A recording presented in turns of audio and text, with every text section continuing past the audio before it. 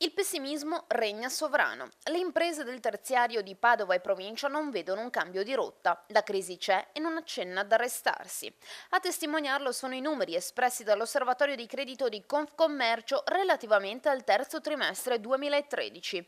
Ricavi, occupazione, condizioni di accesso al credito, una sfera congiunturale contraddistinta dal segno meno. Emerge una sostanziale negatività per il settore dell'economia, sia dal punto di vista padovana, sia dal punto di vista dei ricavi, sia dal punto di vista occupazionale. Emerge un dato preoccupante che è quello dei ritardi nei pagamenti, perché Padova in questo caso, in controtendenza rispetto al nord Italia, ha un dato più simile al sud che al nord. Significa che molte aziende ritardano i pagamenti, probabilmente anche perché soffrono di più i ritardi della pubblica amministrazione. In questo momento non abbiamo tutti i dati negativi, anche se il ministro Saccomanni ci sta dando speranze che il PIL comincia a crescere, quindi questo vedremo come andrà a finire. 5 imprese ogni 10 hanno registrato una flessione nel terzo trimestre 2013, a pesare maggiormente la mancanza di liquidità.